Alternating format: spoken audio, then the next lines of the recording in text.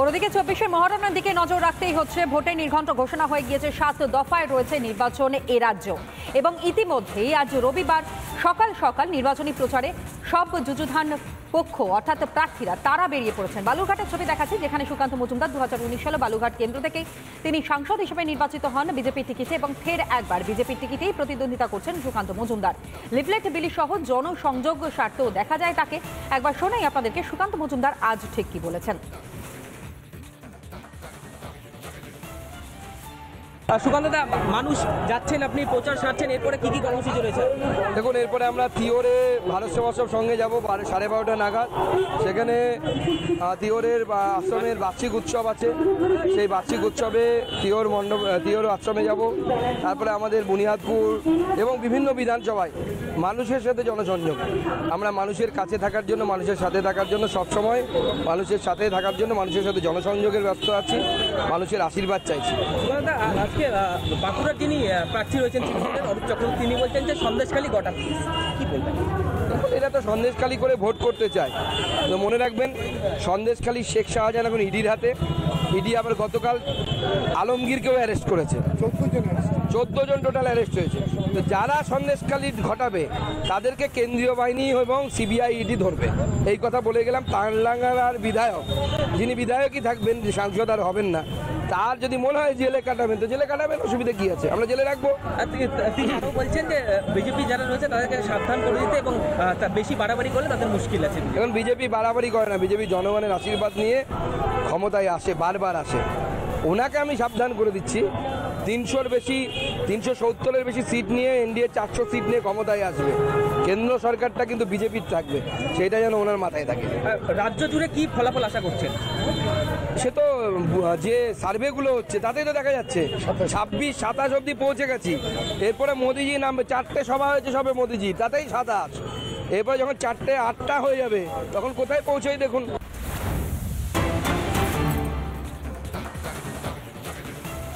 প্রথমেই বললাম, যুযুধান সব পক্ষ তারা নির্বাচনী প্রচারে থাকছেন, বেরিয়ে পড়েছেন নির্বাচনী প্রচারে। বাঁকুড়ার ছবি আপনাদের সামনে আমরা তুলে ধরছি, যেখানে তৃণমূল কংগ্রেসের টিকিটে প্রতিদ্বন্দ্বিতা করছেন অরূপ চক্রবর্তী এবং সেই ছবিও এই মুহূর্তে রিপাবলিক বাংলা আপনাদের সামনে তুলে ধরছে। তৃণমূল কংগ্রেসের প্রার্থী এই অরূপ চক্রবর্তী বাঁকুড়া তৃণমূলের প্রার্থী।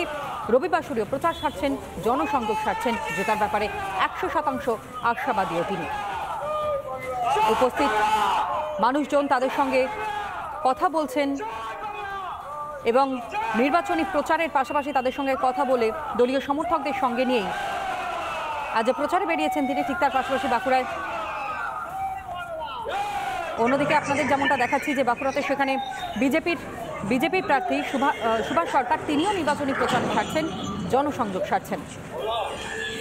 ভোটের নির্ঘণ্ট ঘোষণা হয়ে গিয়েছে এবং সেই নির্ঘণ্ট ঘোষণা হতেই নির্বাচনী প্রচারে বিভিন্ন জায়গায় প্রার্থীরা তারা বেরিয়ে পড়েছেন।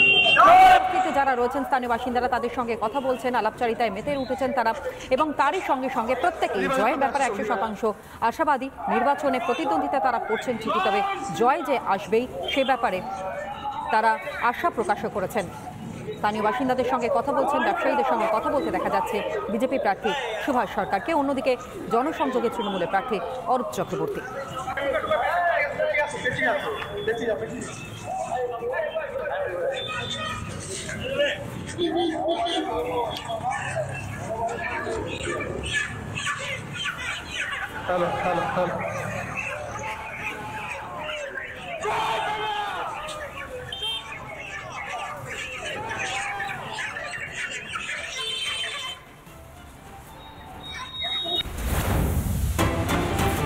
আর এদিকে উত্তর দমদম কেন্দ্র থেকে প্রতিদ্বন্দ্বিতা করছেন বামেদের টিকিটে সুজন চক্রবর্তী। যে ছবি আপনাদের সামনে আমরা তুলে ধরছি, বিরাটি এলাকায় তিনি এই মুহূর্তে নির্বাচনী প্রচারে রয়েছেন এবং একই সঙ্গে সিপিএমের যারা কর্মী সমর্থকেরা তারা উপস্থিত রয়েছেন।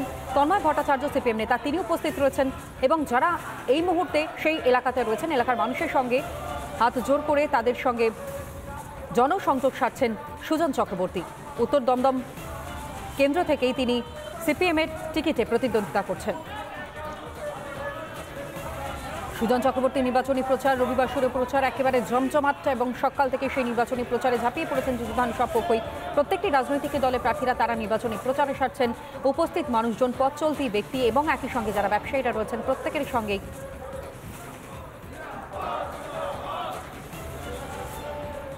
এবং প্রত্যেকটা জায়গাতেই কিন্তু তিনি নির্বাচনী প্রচার সারছেন।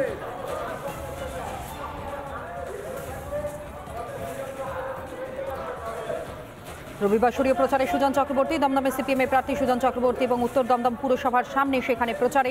1 জুন দমদমের নির্বাচন রয়েছে এবং সেই 1 জুন নির্বাচনের আগে এই মুহূর্তে সুজন চক্রবর্তী যে ছবি দেখাচ্ছে, একই সঙ্গে সেলফি তুলতেও দেখা যাচ্ছে। উৎসুক জনতা ভিড়ে জমিয়েছেন সুজন চক্রবর্তীর সঙ্গে, তারা সেলফি তুলতেও এই মুহূর্তে তাদেরকে তুলতে দেখা যাচ্ছে। একই সঙ্গে যারা ব্যবসায়ীরা রয়েছেন প্রত্যেকের সঙ্গে কথা বলছেন সুজন চক্রবর্তী। দমদম কেন্দ্র থেকেই সিপিএম এর টিকিটে প্রতিদ্বন্দ্বিতা করছেন সুজন চক্রবর্তী এবং উত্তর দমদম কেন্দ্র সেখানে কিন্তু এই মুহূর্তে উত্তর দমদম পুরসভা এলাকা সেখানেই প্রচারে সারছেন সিপিএম এর প্রার্থী সুজন চক্রবর্তী।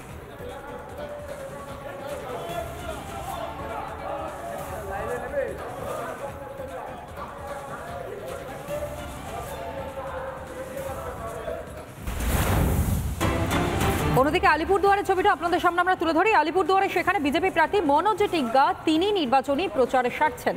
প্রত্যেকের সঙ্গে কথা বলতে দেখা যাচ্ছে বিজেপির প্রার্থী মনোজ টিগ্গাকে। ব্যবসায়ীদের সঙ্গে কথা বলছেন, জনসংযোগ সারছেন বিজেপির প্রার্থী মনোজ টিগ্গা।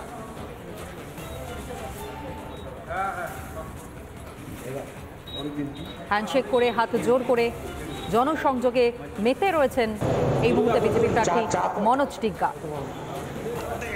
চায়ের কাপে চুমুক দিতে দিতেই যারা উপস্থিত রয়েছেন তাদের সঙ্গে কথা বলছেন মনোজ টিগ্গা, আলিপুরদুয়ারের বিজেপি প্রার্থী। বীরপাড়া বাজারে সেখানে প্রচারে মনোজ টিগ্গা। ছুটির দিনেই একেবারে জমজমাট ভোট প্রচার এবং বিভিন্ন জায়গার ছবি কার্যত রিপাবলিক বাংলা আপনাদের সামনে তুলে ধরছে।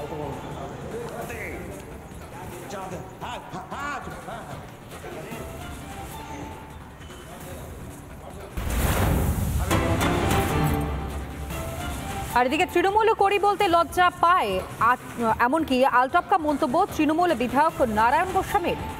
আরও একবার জানাই, নারায়ণ গোস্বামী তিনি আলটপকা মন্তব্য করে বসলেন। একবার নির্বাচনের দামামা যেখানে বেজে গিয়েছে ঠিক সেই মুহূর্তে তৃণমূল করি বলতে লজ্জা পায়, এমনকি দলীয় কর্মীদের বাদামওয়ালার সঙ্গে তুলনা। একবার শোনাই বরং আপনাদেরকে তৃণমূলের বিধায়ক নারায়ণ গোস্বামীর বক্তব্য।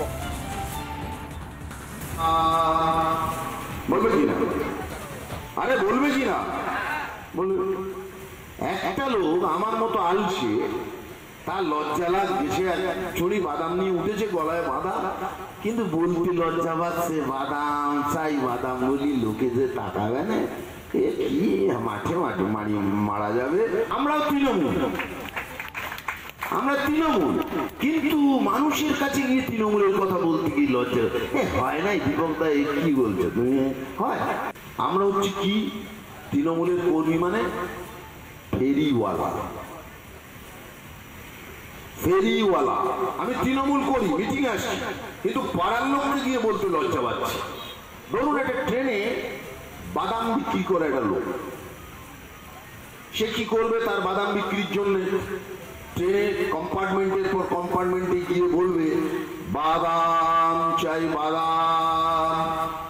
বলবে কি না?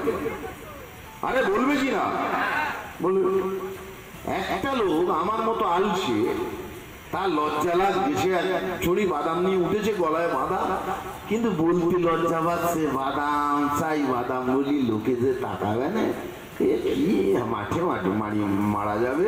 আমরাও তৃণমূল, আমরা তৃণমূল, কিন্তু মানুষের কাছে গিয়ে তৃণমূলের কথা বলতে কি লজ্জা হয় নাই? দীপক দা কি বলছো তুমি? তৃণমূলের বিধায়ক নারায়ণ গোস্বামীর বক্তব্য তো আপনাদের সামনে তুলে ধরলাম। আর এই বক্তব্য সামনে আসবার পর তৃণমূলকে পাল্টা কটাক্ষ ছুড়েছে বিজেপিও। শুনুন কি বলছে বিজেপি। নারায়ণবাবু যে কথা বলেছেন, এই কথাটা পশ্চিমবঙ্গের মানুষের মনের কথা।